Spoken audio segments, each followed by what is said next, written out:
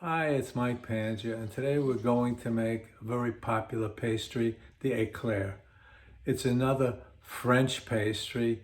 The French are masters of pastry, and they've created amazing things, and the Eclair is just one of the amazing things they've made. Very often they start with a batter known as pâté à choux, C-H-O-U-X, and that's what we are going to do. So stay with me and you'll make some delightful, real, authentic French pastry. Here are the ingredients and the detailed instructions for making your Eclair shells. The reason I put it here is not for you to go step by step through it to make it. You really should use the video to see some of the subtlety and the techniques used to make a success of this endeavor.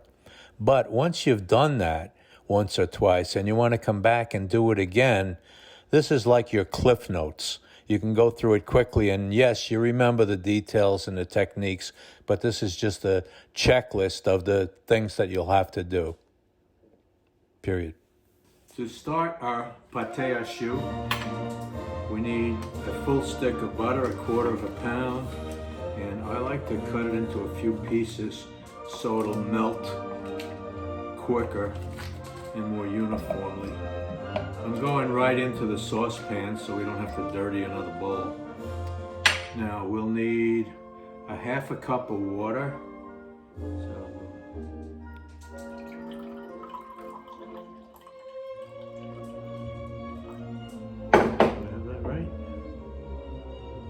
Cup of water and a 1/2 cup of milk.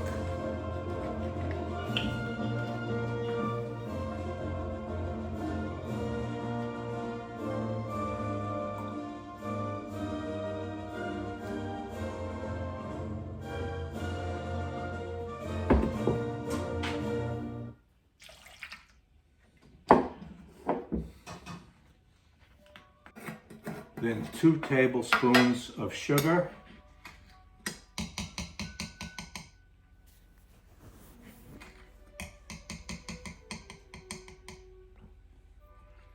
And 1/4 teaspoon of salt. Oh, let's take a vote. Does that look like 1/4 teaspoon? I think it is. Okay, close enough. And let's have a cup of flour ready for when we need it later.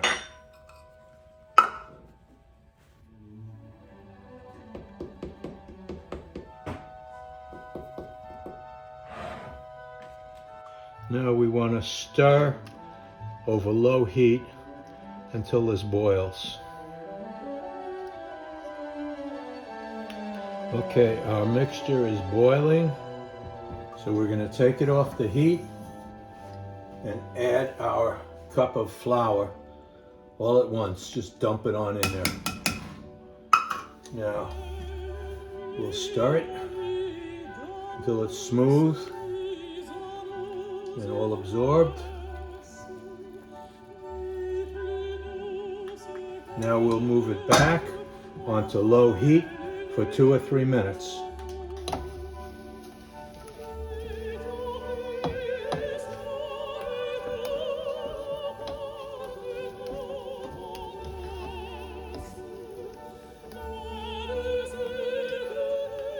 Now we'll bring our batter over to the stand mixer. If you don't want to use, or you don't have a stand mixer, you could use a hand mixer and whatever mixing bowl you have, and go on from there.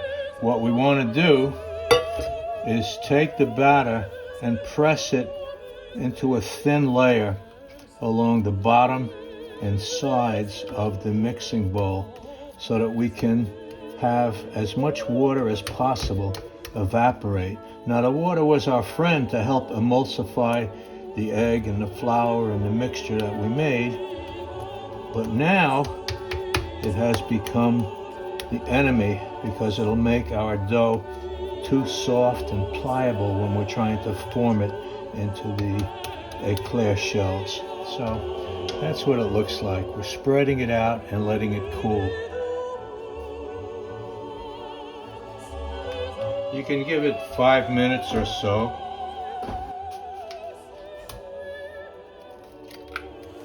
To get ready for the next step, beat 4 eggs.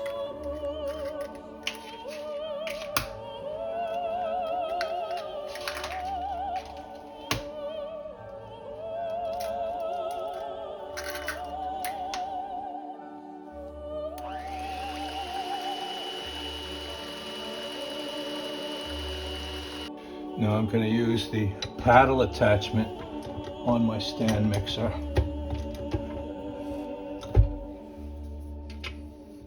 Start it at low speed and add a little bit of the beaten egg.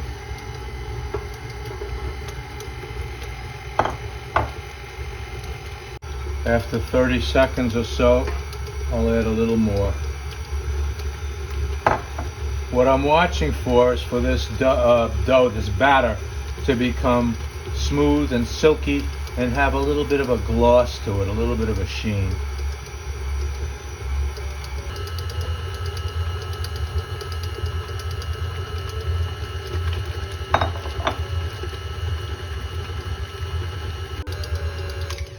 I'm seeing a little bit of a sheen to it, so I'm going to give it the finger test and see how it comes out. Yeah, pretty good. I made a dent with my finger and it's staying dented, not filling in. I didn't anticipate using all the egg, and I did not. Have probably a half an egg left over. Don't forget, you need to preheat your oven to 425. Okay, I'm going to use a pastry bag. I referred to a French star tip, and here's what it looks like. It's basically a little cone, and the end of it has teeth like saw teeth.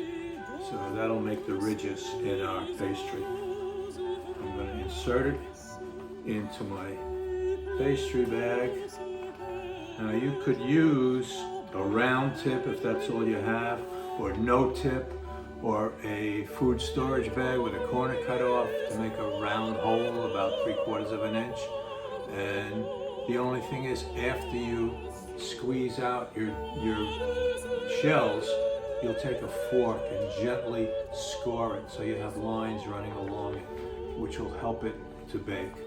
I've put a rubber band tight around the bottom of this bag so that when I fill it, the batter doesn't fall out. And now I have this flour vase, which happens to be a good height to hold my pastry bag while I fill it.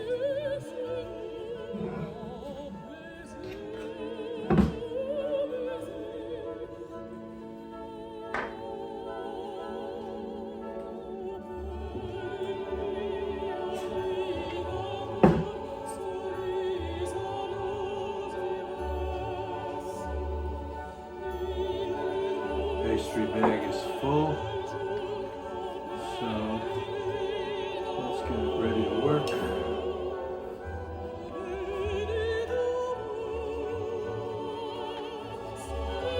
I have a clamp here that I'm going to put across the upper part of the bag where the batter is so that it doesn't push back. Now, just about ready to work. We don't need this anymore. Now, it may not be fair what I'm going to show you next, because I never really mentioned it to you, but you know, I developed, if you've been watching my other videos, I developed this method of using the parchment paper crumpled up in 2 layers to keep the bottom of your pastry or your breads or donuts or whatever you're making from burning. Well, I'm going to try something different today.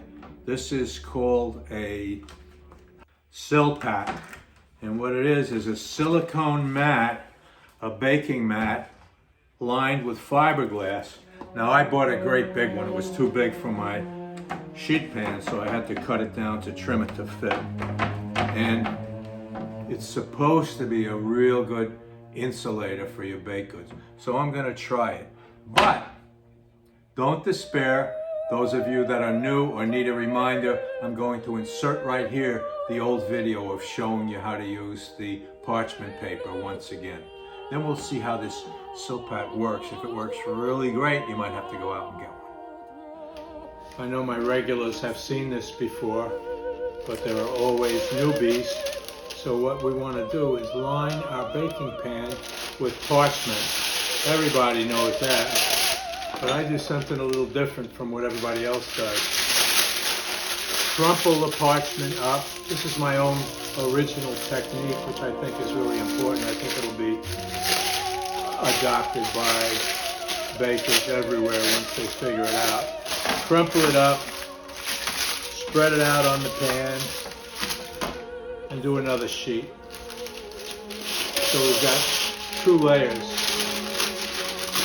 And what happens is that the crumples create a lot of little air spaces between the baked good and the pan. So that keeps the bottom from burning. That's the plan. Pipe slowly and make a bead about 1 inch wide, about 2.5 centimeters.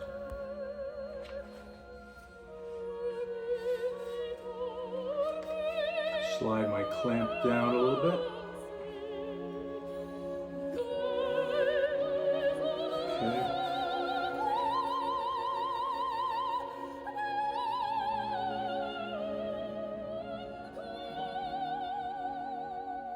One more little detail I want to share with you. If you have any peaks or distortion on any of these, you can fix it with a wet finger. Watch, you'll see what I'm doing. I'm taking the peaks and pushing them down so that our shapes are better. Now into the high temperature oven for 10 minutes. Then we're going to lower the heat for 30 minutes. Here we go.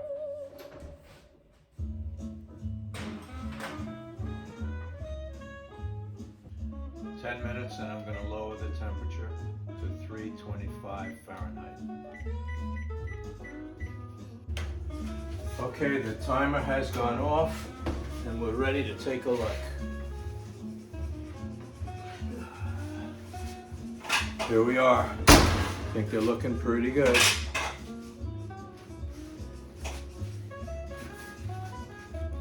They're puffy, they're high, they look great. Here's the recipe for the custard filling. Now we'll make the filling. First, the vanilla cream pastry filling, which is pretty classical. We're going to need to separate some eggs, and I'll show you how I do it. I do it by hand.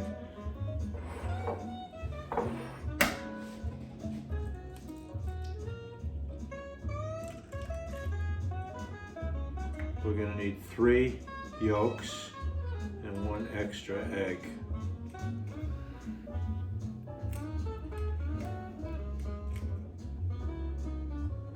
So 1 yolk.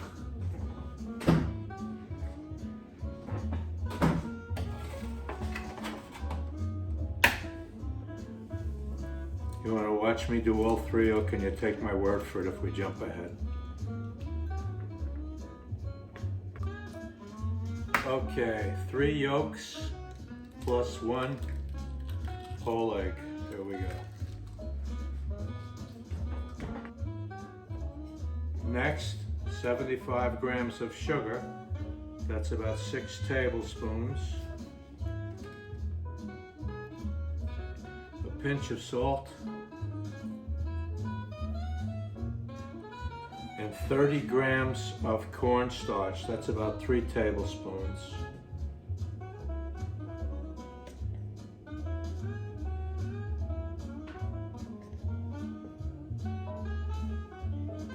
On the button. Now we'll mix this up. Just want to get the cornstarch settled a little bit before I use the power hand mixer on it. I don't want powder flying all over the kitchen.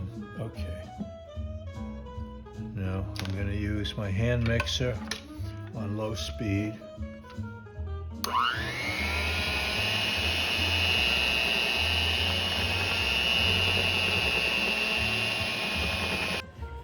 Now we're going to start heating our milk. We need 480 milliliters, which is 480 grams.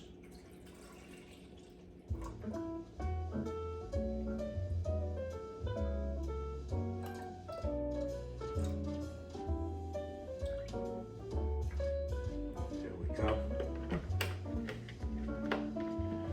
And we'll put a squirt of the vanilla extract in with it before we start to heat it. Now I'm going to put it on very low heat to get it warmed up for us for the next step.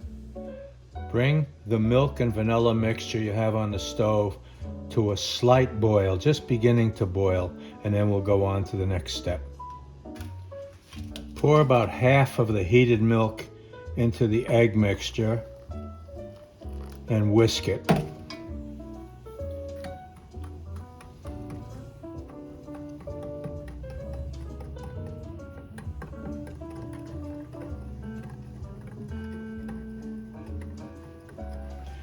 Once that's well mixed, you can pour the egg mixture back into the milk. Put it back on low heat and whisk it until it begins to thicken. I'm seeing the first bubbles and it is thickening, so I'm going to give it another minute or so cooking.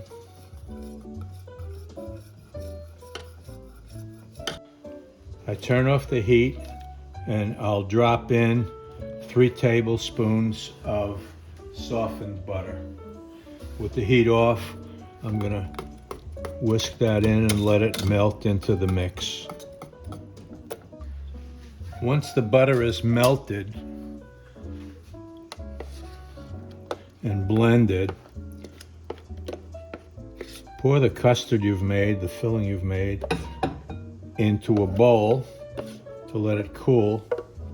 And once it's all in, we're going to cover it with plastic wrap to prevent a skin from forming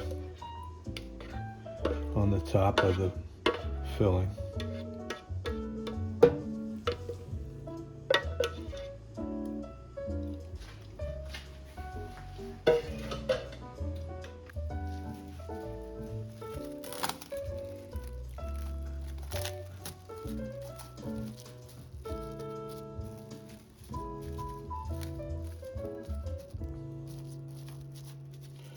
Whenever a recipe calls for covering a dough or a batter with a plastic wrap, I like to take the plastic wrap right down to it and touch it, tuck it in around the edges, and then I feel it's properly covered.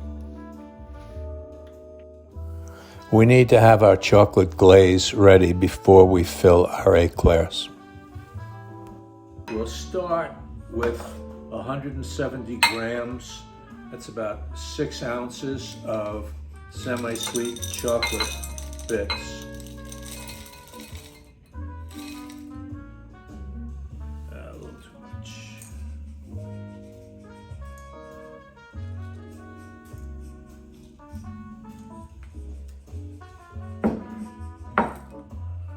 Then we're going to put 85 grams, that's about 3 ounces, of heavy cream in a saucepan.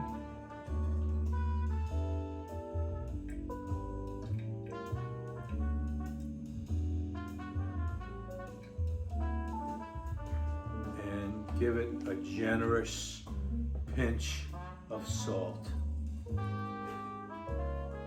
Now we're going to set the milk on very low heat and watch for it to simmer.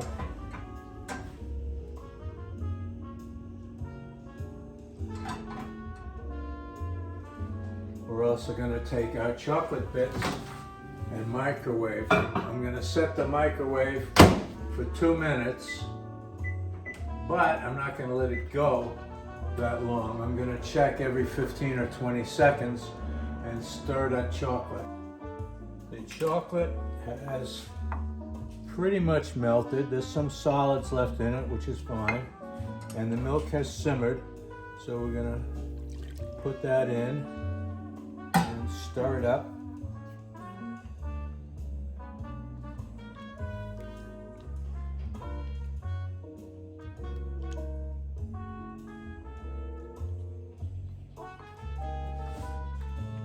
Once that's mixed in, I'm going to add a tablespoon of unsalted butter and a tablespoon of corn syrup.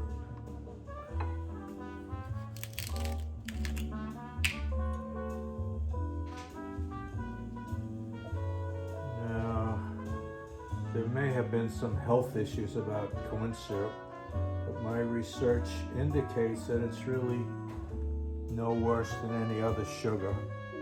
So if you have a problem with it, you can leave it out.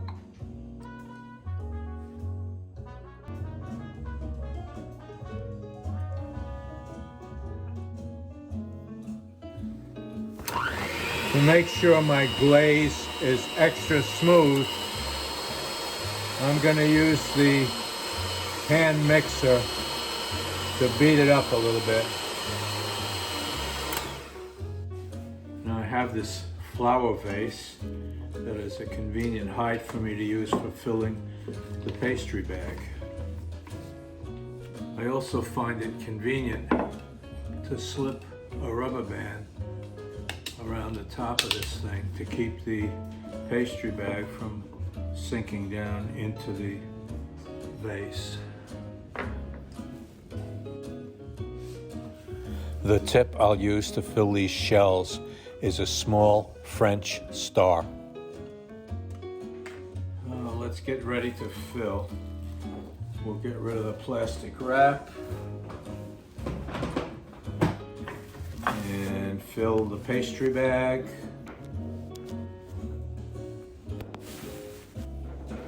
If you don't have a pastry bag, you can simply cut the shells in half horizontally and spoon the filling in.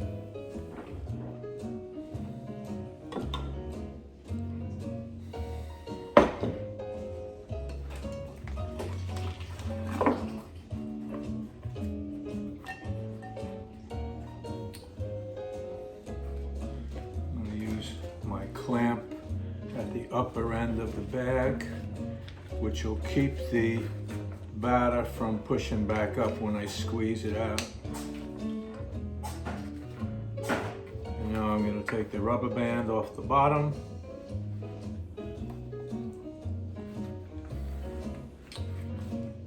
And push the batter down with the clamp. Okay, we are ready to go. Now there are a few different ways we can fill these. What I'm going to start with is filling from an end. Now remember, we had the teeth on the French star, so I can use that like a saw blade and cut my way in to the end. Now I'm going to squeeze the batter in.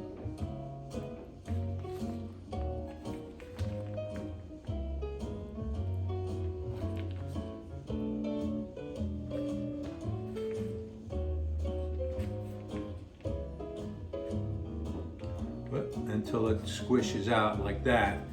Now I'll do the other end. Same deal.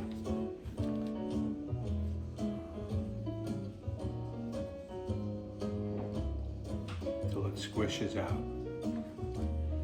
Let's get a closer look. We'll use the saw teeth to puncture the hole. Now I'm going to squeeze the batter in till it fights back.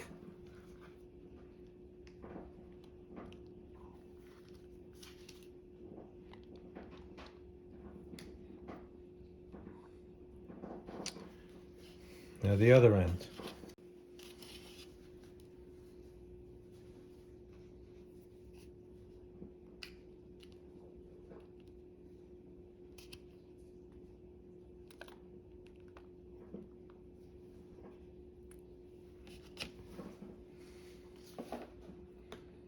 Now for our chocolate glaze.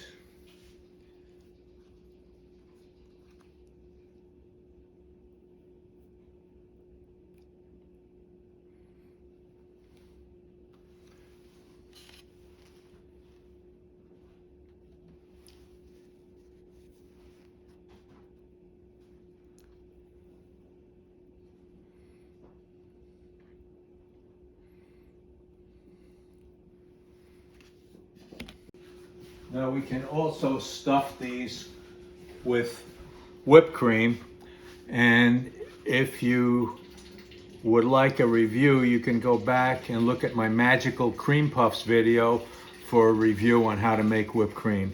Now, I know none of you would do this, none of my subscribers would do this, but I have heard there are lazy chefs out there who might take a can of pressurized whipped cream. It's got points on the end also, like our French star. Go into the thing like that.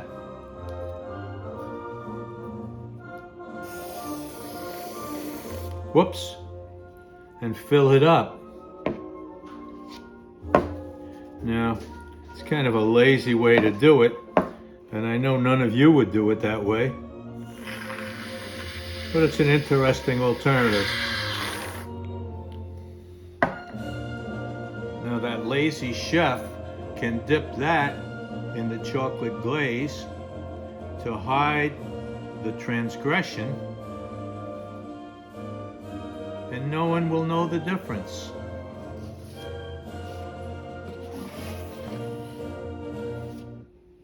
Once again, I have to express my appreciation and my gratitude to generations of French pastry chefs who have come up with these wonderful ideas. This Eclair is magic. It's really a beautiful thing. It's art. Now let me remind you again, there is a tricky part. There is a difficulty to this. And if you fail once or twice, it's still worth going back and trying again, like I had to do when I first made these. The problem is when you are squeezing out the batter to make the shells the first time. It takes a lot of finesse. That's where the art is. You need to keep pressure, constant pressure, squeezing the bag. You need to hold the tip tightly, firmly against the tray that you're baking on. And you need to move slow enough so that you're squeezing the batter out, produces a thick, bulky kind of shell form. Can you get all of that? I've tried to explain it, I tried to show it, and it's the most important part of this whole thing. If you do fail and they come out too flat and they don't puff up nicely, what the heck? Sprinkle them with confectioner's sugar and tell the family they're cookies that you made. They'll be fine.